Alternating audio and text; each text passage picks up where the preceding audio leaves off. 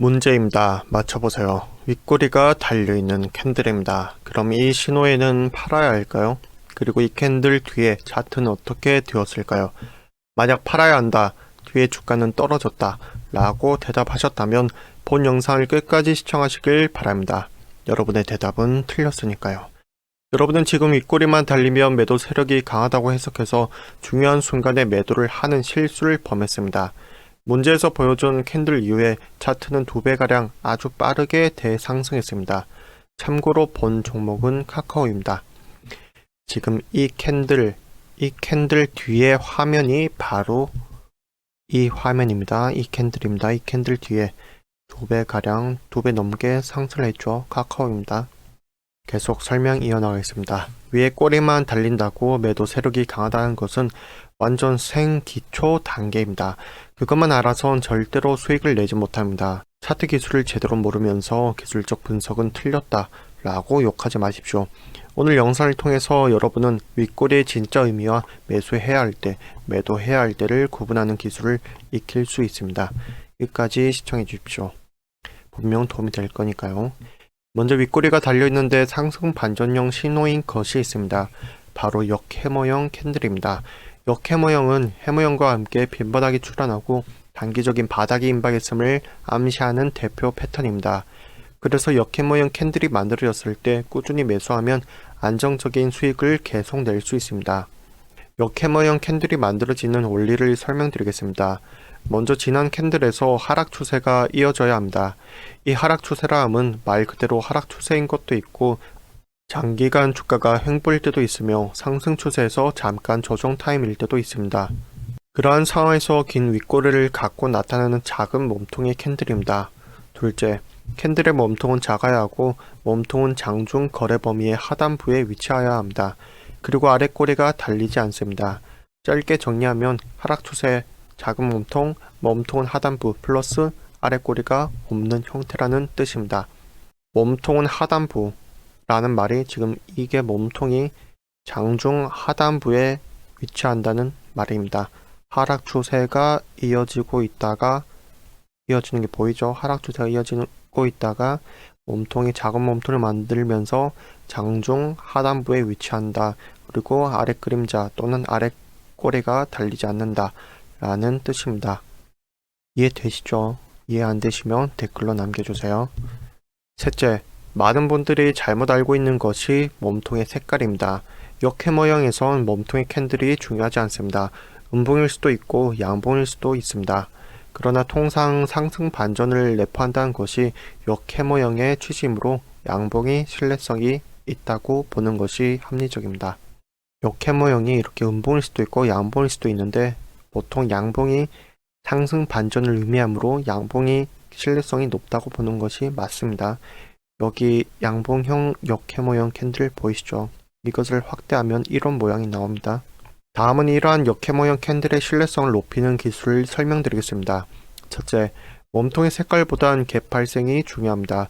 만약 역해머형이 직전봉 대비 갭이 있는 상황에서 생성이 되었다면 신뢰성이 높습니다. 실전에선 갭 발생이 없이 나타나는 경우가 대부분입니다.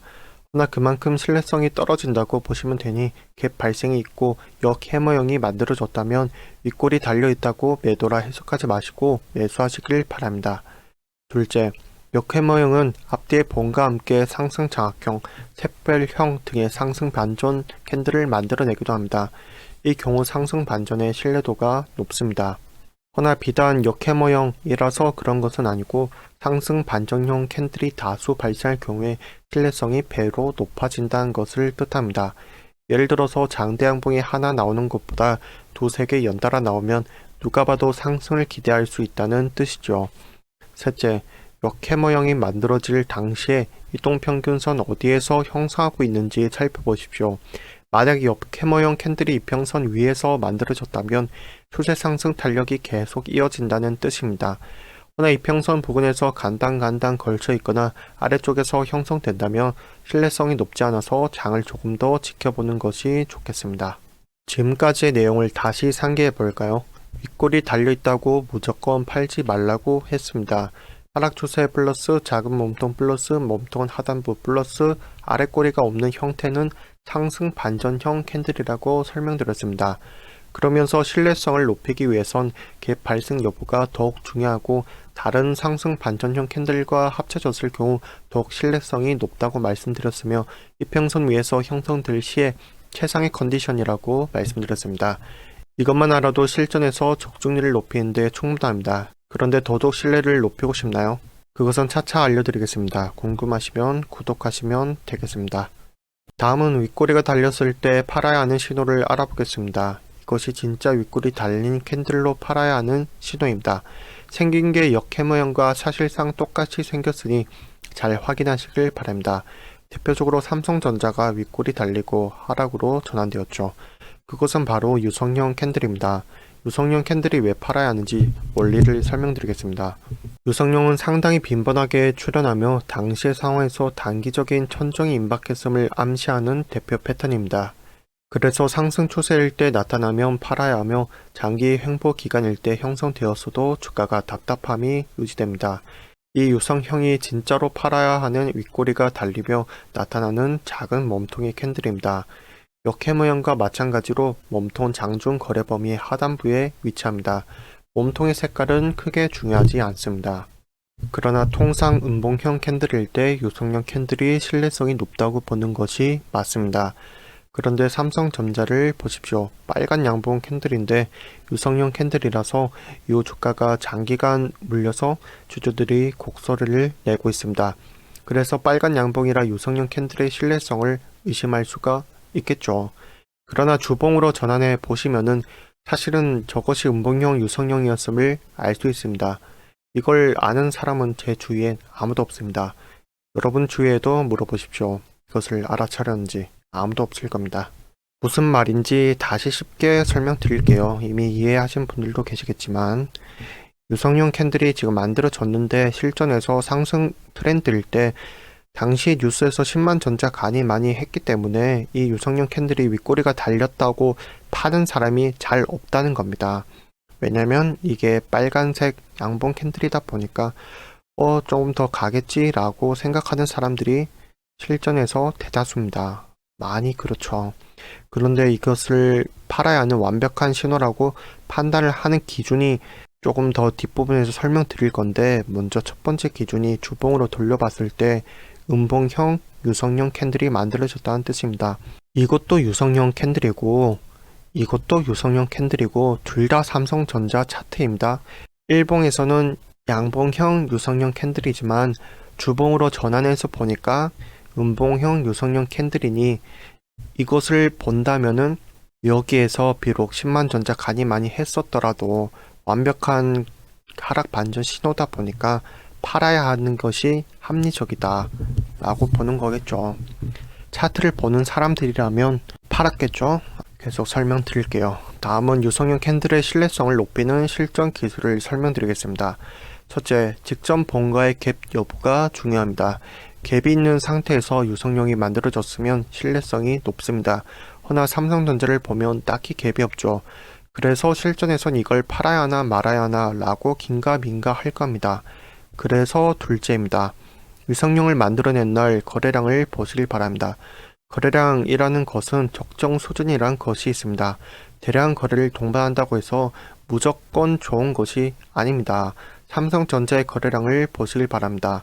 역대급 거래량을 동반했죠. 이것을 보고 대량 거래를 동반했다고 해석하면 안 됩니다. 그것은 초보들이나 그렇게 생각하죠. 저 거래량은 정상적인 거래량이 아닙니다. 저것이 정상적인 거래량이라고 해석되려면 저러한 거래량이 다수 발생해야 정상이 됩니다. 거래량과 관련해서 꼭 보셔야 하는 영상이 있는데요. 그것은 아래 내용 설명에 마찬가지로 링크를 걸어두도록 하겠습니다. 내용 설명 봐주세요. 여기 유튜브 창에 있죠. 둘째, 유성형의 신뢰를 높이려면 두세 개의 봉을 합성했을 때 신뢰성이 높습니다. 종근당을 보시겠습니다. 종근당의 경우 24만대 주가를 형성할 당시에 삼성전자처럼 유성형을 만들어냈습니다. 그런데 유성형만으로 한창 상승 중인 차트에서 매도하기가 쉽지 않습니다. 자신의 돈이 들어가 있으니까 애써 아닐 거야 라고 믿게 되니까요. 그러나 종근당은 유성형 캔들이 만들어지고 이후 장대음봉, 흑산병, 동일 흑산병 등 다수의 하락 반전형 캔들이 만들어졌습니다. 그럼 유성형 캔들의 신뢰가 배로 높아지죠. 그러니 추세 약화가 이어질 것이니 반드시 매도하셔야겠습니다. 영상 끝내려다가 이해를 돕기 위해서 다시 한번 빠르게 설명드릴게요. 삼성전자 경우에는 일봉에서 이 당시에 완벽히 매도해야 되는 신호라고 판단을 하는 기준이 이 양봉형이 떴기 때문에 팔기가 어려울 텐데 조금 더 장을 기다리다 보면 주봉이 형성되겠죠. 주봉, 일봉 말고 주봉으로 형성된 것을 보니까 삼성전자가 그 음봉형 유성형 캔들이 달려있다는 겁니다. 그래서 여기서 사실상 확신을 느끼고 매도를 했어야 됐고, 만약 이것도 확신이 안 된다면 거래량을 보니까 당시 차트에서 평소 대비 거래량이 월등히 높죠. 이것을 보고 거래량이 많다라고 판단하면 안 된다는 겁니다. 거래량을 동반한 신뢰성이 높은 상승 반전형 거래량이라는 기준은 이렇게 많은 거래량을 뜻하는 게 아닙니다. 거래량이란 것도 적정 수준이란 게 있습니다. 올바른 거래량 해석하는 방법은 내용 설명에 링크로 걸어 두었으니까 꼭꼭꼭 시청하시길 바랍니다. 거래량의 진짜 의미만 아셔도 차트에서 신뢰성과 정확성을 높이는데 상당한 도움이 됩니다. 올바른 거래량 파악 방법 내용 설명에 링크 걸어 둘 테니까 꼭 확인하시길 바라겠고요. 그리고 종근당의 경우에는 마찬가지로 유성형 캔들이 꼭 팔아야 되는 신호인가 라는 것을 해석하기가 지금 시간이 지나고 나면은 이때 팔아서 되네 라고 해석하겠지만, 당시에 이 상황에서 이것이 지금 뒷부분이 없다고 생각하고 당시 상황에서 유성형 캔들 봤을 때 팔아야 되는 신호인가 라고 판단하기가 어려울 텐데, 이때 유성형 캔들이 만들어졌었거든요. 이때 판 사람이 거의 없을 겁니다. 저라도 이때 못 팔았을 거예요. 만약에 제가 이때 들어갔다고 한다면, 들어갈 일도 없겠지만 들어간다고 한다면 이때 팔았을 리가 없겠죠. 어렵겠죠. 그런데 뒷부분에서 수거래일 뒤에 흑산병이니 동일 흑산병이니 장대음봉 등 다수의 하락 반전형 음봉형 캔들이 만들어졌다면 이 유성형이 매도 신호가 확실한 신호였거나 라고 확신을 느낀다는 겁니다. 그러면 늦어도 여때쯤에는 팔았다는 거죠. 그렇게 차트를 해석해야 되는 겁니다. 이해되시죠? 이해 안 되시면 댓글로 남겨주세요. 이상입니다. 보고 나눌수록 정말로 더 큰 돈이 되어서 돌아옵니다. 저는 늘 그것을 경험하고 있습니다. 또 성투하시길 바라면서 추천 댓글 구독하시고 제파 터주시길 바랍니다. 감사합니다.